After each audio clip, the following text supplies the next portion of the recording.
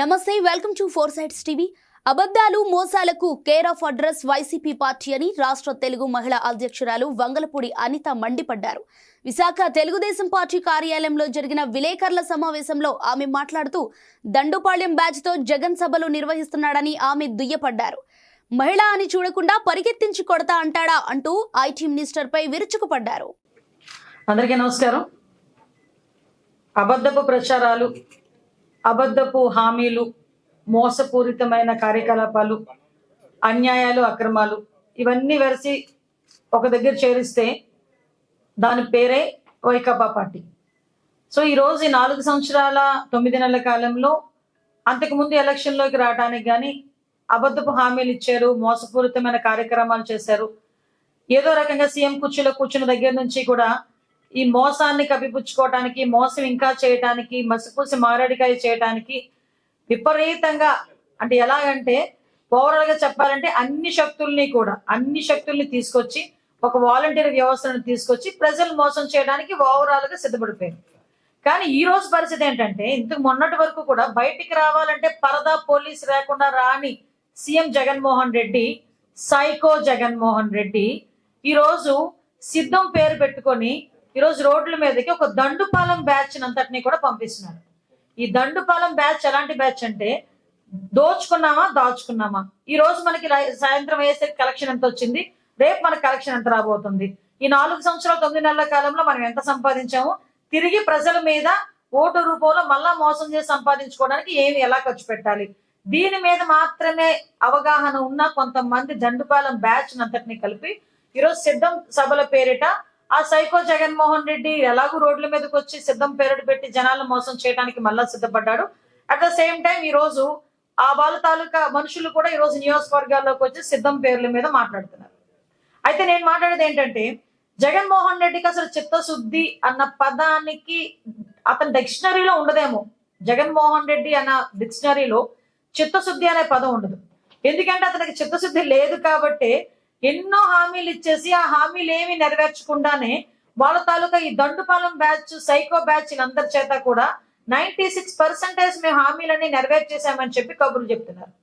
కబుర్లు చెప్పడమే కాదు, ఈ రోజు దాని గురించి ప్రశ్నించిన మీడియా మీద కూడా దాడులు చేసే పరిస్థితి. అంటే ఒక రాజ్యాంగంలోని 4th పిల్లర్ అయిన మీడియా మీద కూడా ఓటమి భయంతో దాడులు చేస్తున్నారంటే వీళ్ళ తాలూకా ఓటమి భయం ఎంత పరాకాష్ఠకు చేరిందో కూడా మనందరం కూడా అర్థం చేసుకోవచ్చు. దీనికి సమాధానం చెప్పండి అయ్యా అంటే దానికి సమాధానం చెప్పకుండా ఏదేదో మాట్లాడుతూ ఉంటారు. ఈ రోజు నేను ఒకటే అడుగుతున్నా సూటిగా, అదే ఈ రోజు మద్యపాన నిషేధం నేను చేసిన తర్వాతే ఓట్లు అడుగుతాను అని చెప్పిన జగన్మోహన్ రెడ్డి ఈ రోజు మద్యపాన నిషేధం చెయ్యండి అయ్యా అంటే, కాదు మేము మద్యపాన నిషేధం అనలేదు, నియంత్రణ అంటున్నామని లేడీస్, అదే మా మహిళా మంత్రులు కూడా బయటకు వచ్చి అబద్ధాలు వల్లవేస్తా ఉంటే సిగ్గు అనిపిస్తుంది నిజంగా.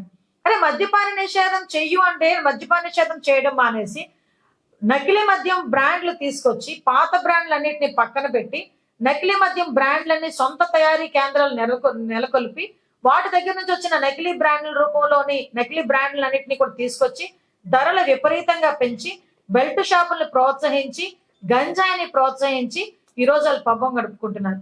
నిజంగా మద్యం మీద మేము ఎటువంటి రూపాయి సంపాదించమని అనుకుంటే గనక ఈ రోజు ఎందుకు డిజిటల్ కరెన్సీ పెట్టలేకపోయారు? 4 సంవత్సరాల నుంచి మేము మొత్తుకుంటూనే ఉన్నాం కదా, డిజిటల్ కరెన్సీ మద్యం షాపులు ఎందుకు పెట్టట్లేదంటే ఎందుకు పెట్టలేకపోయారు అంటే, కేవలం వాళ్ళ దగ్గర ఉన్న ఆదాయ వనరు మద్యం మీదే మేజర్ ఆదాయ వనరుగా మార్చుకొని రాబోయే కాలంలో ఎలక్షన్స్ లో మళ్ళా తిరిగి ప్రజలను కొనేయటానికి ఈ మద్యం మీద ఉన్న డబ్బుని వాడుకోవడానికి సిద్ధపడుతున్నారు. నేనేమంటానంటే, సుమారుగా 30 లక్షల మంది ఈ మందు తాగి ఆసుపత్రులు పాలైన ఉన్నారు. ఎంతో మంది మహిళల తాలూకా తాలిబొట్లు తెంచుతున్నాడు. దీని గురించి ఎవడైనా మాట్లాడతాడా అంటే దీని గురించి ఎవరు మాట్లాడు. ఈవెన్ మహిళా మంత్రులు కానీ అతని తాలూకా సతీమణి భారతిరెడ్డి గారి గురు కానీ ఎవ్వరు కూడా మాట్లాడు. ఎందుకు మీరు అనుకోవచ్చు, సంబంధం లేని ఆవిడ ఎందుకు మీరు మాట్లాడుతున్నారు అనుకోని మాట్లాడవచ్చు. కానీ ఈ రోజు మీకు ఒక విషయం తెలియాలి, జగన్మోహన్ రెడ్డి అధికారంలోకి రావడానికి, సీఎం కుర్చీలో కూర్చోవటానికి తల్లి చెల్లి ఎంత పాటుపడిందో అబద్ధపు హామీలు ఇవ్వటంలో భార్య కూడా అలాగే బయటకు వచ్చి మాట్లాడింది. సో నేను ఒక మహిళగా కన్సర్న్ తీసుకొని ఆవిడ కూడా దీని గురించి మాట్లాడాలి అనే విషయంలో మీ అందరికీ కూడా గుర్తు చేసే పరిస్థితి కనిపిస్తా ఉంది. అదేవిధంగా మీ అందరికీ తెలుసు 45 సంవత్సరాలు అంటే వాళ్ళు నవరత్నాలు అని చెప్పిన ఆ రంగు రాళ్ళు ఉంటాయి కదా, నవ రంగు రాళ్ళు. ఆ రంగు రాళ్ళు ఎన్ని రకాలుగా వెలవెలిపోయినాయి అంటే 45 సంవత్సరాలకి పెన్షన్ అన్నాడు లేదు, మద్యపాన నిషేధం అన్నాడు లేదు, అమ్మఒడి ఎంతమంది పిల్లలకైతే అంతమందికి అన్నాడు లేదు ఈ రోజుకిను, ఇంకా జాబ్ క్యాలెండర్ అన్నాడు లేదు, ఒక్క జాబ్ క్యాలెండర్ కూడా ఇవ్వలేదు, ఈ రోజు ఉద్యోగాలు అన్నాడు లేదు. అంటే ఓవరాల్ గా చెప్పాలంటే పోలవరం లేదు, అమరావతి అంతకన్నా లేదు. అంటే ఓవరాల్ గా ఇవన్నీ కూడా నిర్వీర్యం చేసేసి ఈ రోజు ఏ మొహం పెట్టుకుని సిద్ధం అని చెప్పి బయటకు వస్తున్నావు? ఏ మొహం పెట్టుకుని ఈ రోజు అంటే నేను దోచుకోవడానికి సిద్ధం అని చెప్తున్నావా? ఈ రోజు మేము అవసరంలే, జన సైనికులు రోడ్డు మీదకి వస్తే నువ్వు గనక ఇంకొక మాట మాట్లాడితే ఈసారి జన సైనికులు నిన్ను పరిగెట్టించుకోవడం కాదు, నేను ఆడదాని అయిపోయాను ఇంకో మాట మాట్లాడకూడదు కాబట్టి, ఇంకా నాకు సంస్కారం ఉంది కాబట్టి కాసేపు ఆగా, ఆ రేంజ్ లో కొడతాను నేను. అంటే నీ కోడిగుడ్డు మంత్రివి నీకే అంత ఉంటే, అరే నేను కష్టపడి రాజకీయాల్లో కష్టపడి పైకి వచ్చాడు మాకెంత ఉంటదా? జగన్మోహన్ రెడ్డి ఎందుకు అనకూడదు? నేను నీతోనే సవాల్ విసురుతా. జగన్మోహన్ రెడ్డి సైకో జగన్ నేను అంట. ధరలు పెంచేసి, గ్యాస్ ధరలు పెంచేసి, పెట్రోల్ డీజిల్ ధరలు పెంచేసి, ఇంట్లో ఆడవాళ్ళు కనీసం తినడానికి కూడా తిండి లేక అల్లాడిపోతా ఉంటే చూసి ఆనందించేవాడిని సైకో అంటారా అనరా? నేను సైకో జగన్ అంటాను. చెత్త మీద పన్నేసిన చెత్త సీఎం అంటారుగా అనరా? ఎస్, నేను చెత్త సీఎం అని అంటాను. ఈ రోజు నోరిపి మాట్లాడాలంటే చూసి స్క్రిప్ట్ కూడా చదవలేడు నేను ఎత్తిపోకూడే అంటారా అనరా? నేను అంటాను. ఏం మాట్లాడతావు, ఏం చేస్తావు? బరాబర్ మాట్లాడతా, ఉన్నదే మాట్లాడుతున్నా, లేనిదేమి మాట్లాడట్లా నేను.